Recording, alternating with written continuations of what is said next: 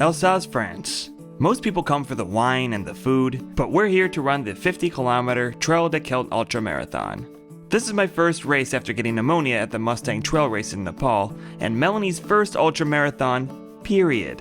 Somehow, I convinced her this would be a fun and even good use of her free time. Let's go! Let's go! Bienvenue to Alsace, now let's get a move on.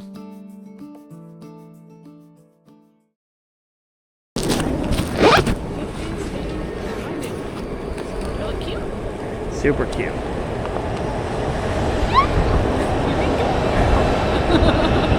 Such a natural in front of the camera. So we just got on the train in Berlin, our first stop to Alsace for the Trail de Celtes 50K. Ose, how we feeling?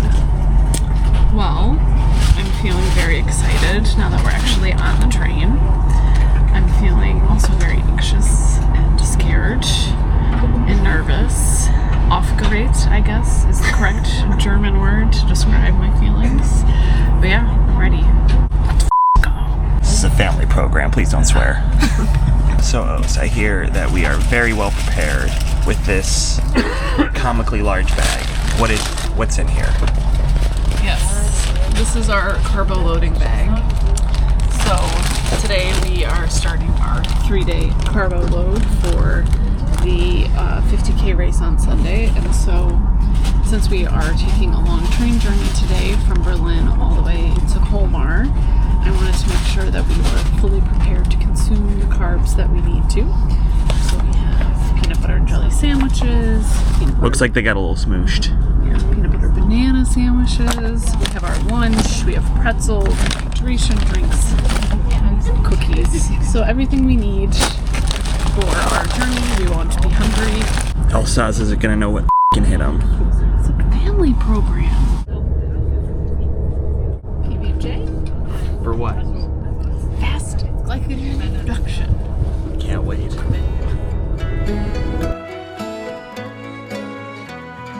For utensils, I have options: chopstick, fork, or a spoon. Well, I'm cultured, so I'll take the chopsticks, thank you. The 6 hours on the train whizzed by, and before we know it, we're back in Colmar for our first stop of the trip. A place we got to know about a year ago when we visited on our way back from a month in Spain.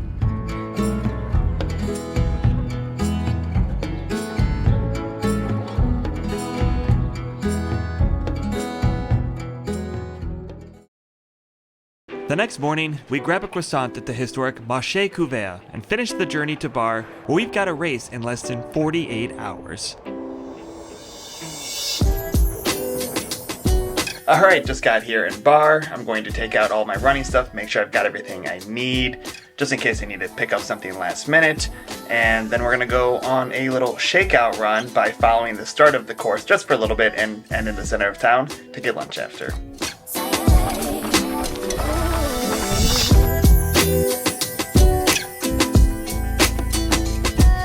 During our shakeout run, we stumble across some runners who are already out running the 100-mile course.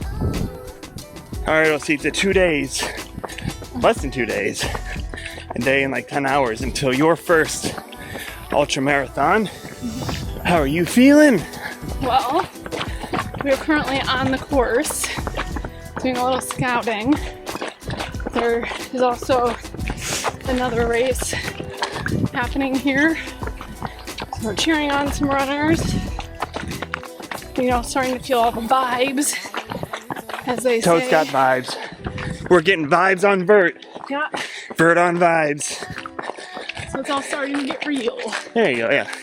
It's all starting to get real. That's a good thing that they always say in trail running documentaries. It's all starting to get real. Platform A, and it's a Grand E.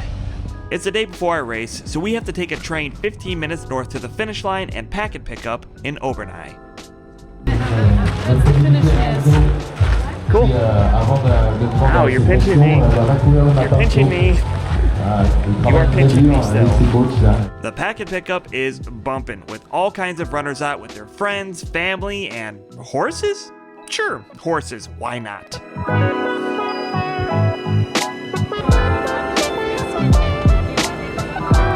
Merci.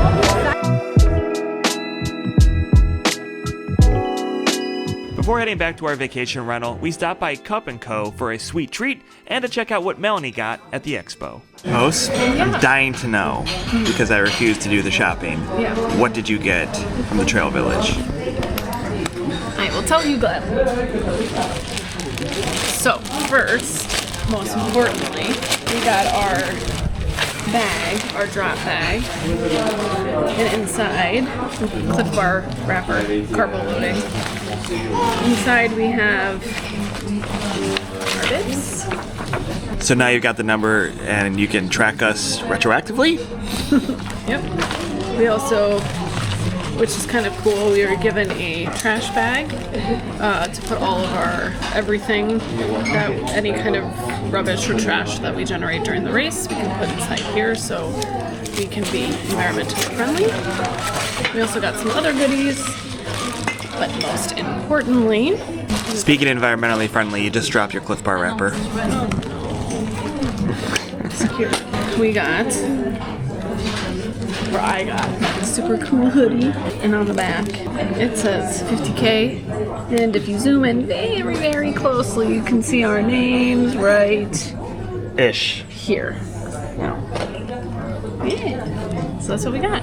And we got some waffles, tried a few noomies, tried the drink that will be on course. Now all we gotta do is run the thing. And you're feeling better now? No. And on that inspiring vote of confidence, we hightail it back to Barr so we can send off our friends Danielle and Yannick, whose race starts Saturday afternoon.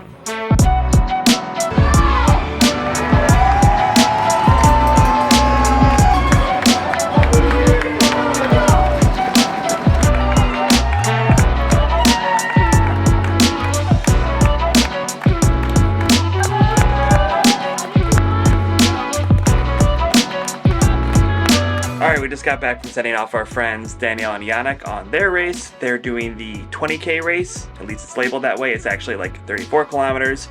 We've got our ghost runner outline people all laid out with our fuel ready to go so that we can just jump right into our running gear first thing in the morning and get off to the start line. So now that all that's really left is relaxing, stretching, maybe a little bit more mobility, doing a little visualization of the race, making sure we know that we're going to cross that finish line, then go to dinner, one last carbo load at an Italian restaurant, then bed, wake up, and do the damn thing. No music. Oh, kitty cat. I can't. Good morning, sports fans. Sorry. I don't have the rights to that music. We'll play it in a second. Good morning, sports fans. We are on our way to the start line. How we feeling? Great. We've learned the new expression that I gotta be in my pockets right now, which means you put your hands in your pockets when you're nervous and you just need to zone out, I guess. Be with yourself. Okay. But yeah, so we're close to the start line. I'm gonna drop off our bags and run 50 kilometers. Yay. Let's go. Let's go. LFG. All right, now you can play the music. But I still don't have the rights, so I'll play something silly over this. The starting line is buzzing. I have to squeeze it in my wave just in time for the start.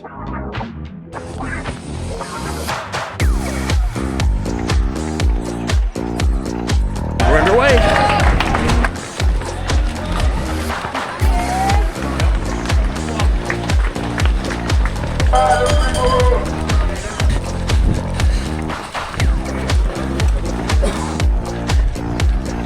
There are 3 major climbs in the race, totaling roughly 2,000 meters of elevation over the 50-kilometer course.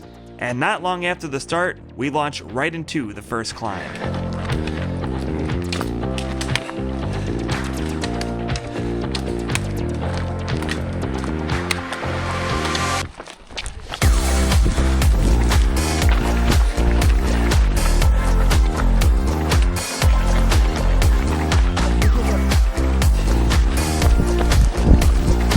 Eventually, we run by our first of many castles throughout the race. As I learned last year while running around this neck of the woods, these foothills are home to a number of medieval castles from between the 11th and 14th centuries. Built by nobles to control local trade routes, they're now artifacts for oxygen-deprived trail runners to huff and puff by as they work their way along the trail.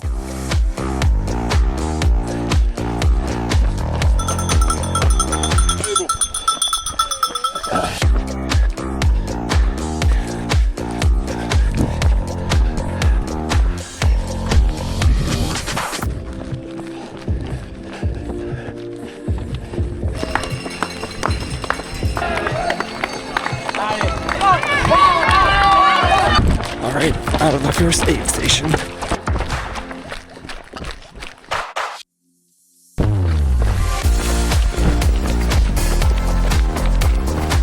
Alright, making good progress. Going down, seeing how my twinkle toes do.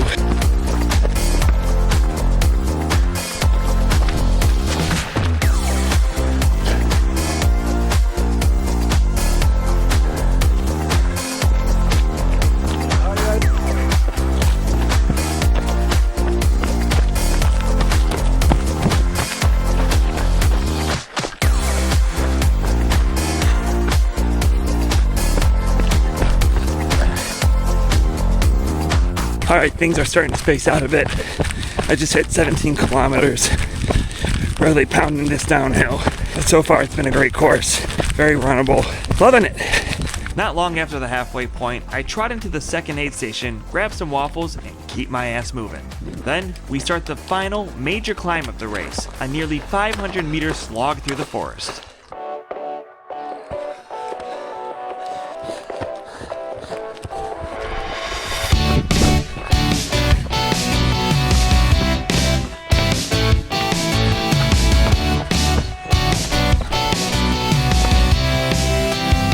Alright, sports fans, we just crossed halfway, 25 kilometers, but I've already done about 2/3 of the climbing, so we'll see how we do here.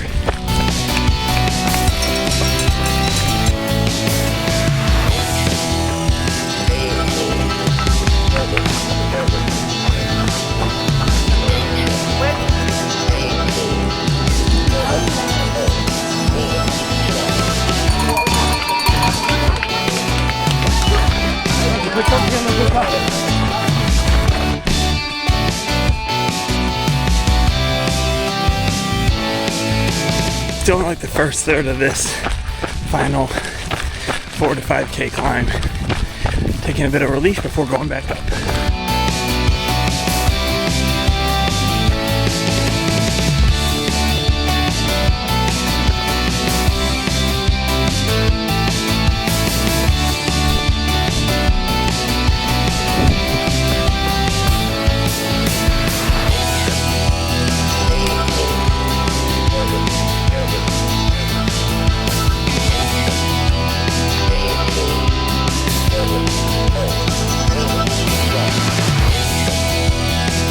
Alright, just finished the last big climb, packed up the poles, and it seems like we just kind of running on in now, but still got like 18 kilometers to go.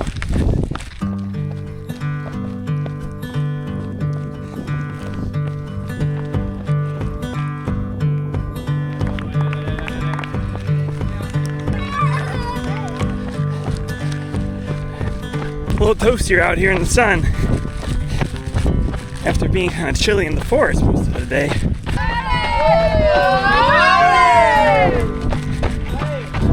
That was nice. Beep on my watch means I've hit 40 kilometers. We've got 10 to go. Looks like pretty breezy, mostly downhill run into town. So let's go do the damn thing.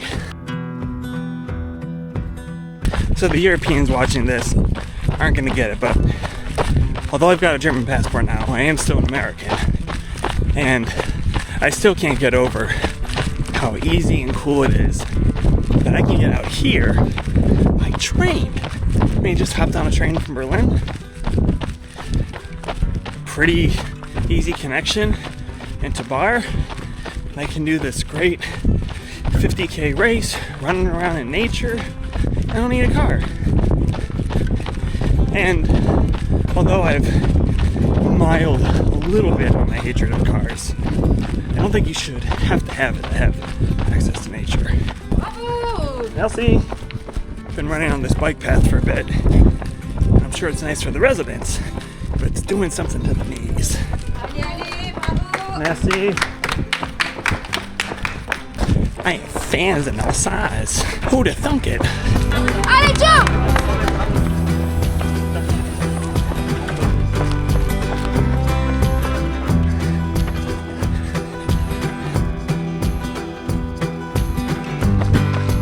Alright, just beat 45k. That means just 5k to go. After one last bump in the route, it's a pretty steep, knee-killing kilometer descent into town, and more importantly, the finish line.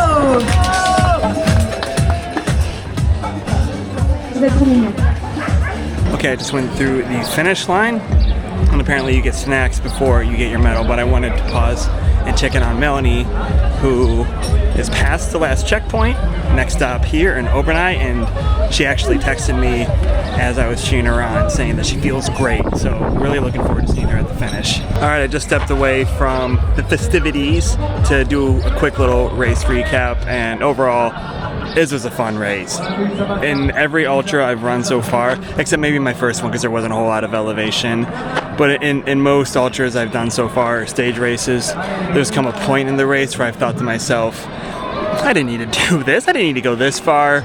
You know, if it's like a 50k, I get to like 2/3 through, and I'm loving it the first 2/3, and then there's a point like maybe 30 some kilometers in where I'm like, yeah, I'm done. I could have done the shorter course. And, you know, of course, by the end, I'm always happy that I did the ultra. But in this case, that point never came. I'm really happy with how everything went. Probably the best I've fueled in an ultra. Towards the end, you know, stomach was feeling a little bit like, I don't know what I want. So if this were something longer, like a 60, 70, or 100K even, I probably might have gotten into some trouble because usually I eat about every 30 minutes and do a little bit of intuition eating with like what I have a taste for. And in this case, towards the end, I just didn't have a taste for anything, so I didn't know what I wanted. But yeah, great race, beautiful forested trails, just like I remember from last year. And it's exactly what I've been wanting to do for an ultra, because I've done all these other races and along terrain that I'm either not accustomed to, which, you know, I do like that challenge, but also I always come back to the forest. That is where I love running the most, winding between trees and just having that tree cover almost the entire time. That's just, I like that better than climbing mountains, running in the desert, running in the middle of nowhere, just you name it. This is my happy place, and so Alsace very much delivered on that count. So yeah, I've got my medal now, and this fun little, look at this, like, this might be up there for best finish line prize, gift, reward, whatever you want to call it, that I've ever gotten in a race. Nice little beer mug, got my medal.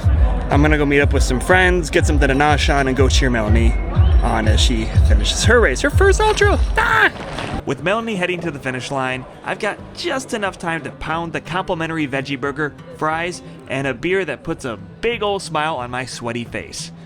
But it's nothing compared to the smile just moments later when Melanie rolls on through the finish line to finish her very first ultramarathon. Nice, how are you? How does it feel to be an ultramarathoner? It feels, I guess, a little surreal, also a little bit exciting, exhilarating, and overwhelming. I mean, my running has been a part of my life since I was in 7th grade, and I never really thought that I would run 50K back then as a teenager who wanted to get out of running the mile, but I've really grown to love the sport, and each time I've run further, whether it was 10K or half marathon, a marathon, I always said, I'm not going to run any further than this. This was good enough, but this is a special accomplishment, and I feel really proud of myself. You really doubted yourself in the lead up. What would you say to anybody who thinks they cannot run an ultramarathon? Well, I think the doubts and the excitement and the kind of mixture of emotions is really normal leading up to a race, no matter the distance. So first, I would say to be kind to yourself and know and trust your training.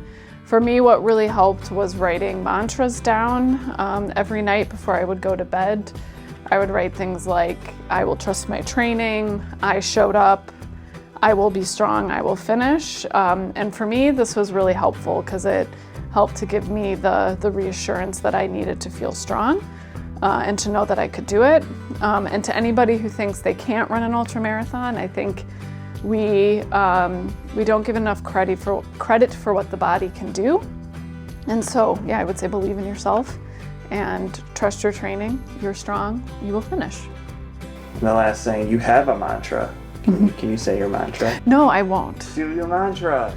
No. You know you're going to. I am a goddess, a glorious female warrior, queen of all that I survey, enemies of fairness and inequality, hear my womanly roar. That's it.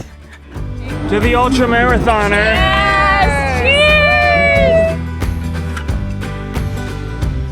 So after finishing up that ultra, I jumped on a train to Orléans the next morning to start cycling 100 miles across the Loire Valley for wine, good eats, castles, and staying at some of the fanciest. You know, this is probably the closest I'll ever get to an OnlyFans. So drink it in, or grab a trash can to the side of you and vomit. I really don't know what your preference is. And most interesting hotels I've ever stayed at. Toilet sesh? No water. We're having a toilet session. Subscribe so you don't miss it when it comes out next week. But in the meantime, why don't you go watch me run around, I don't know, Kenya, Japan, Nepal, Oman, or whatever floats your boat. I don't mean to oversell it, but there are far worse ways to spend 30 to 60 minutes. You know I'm right.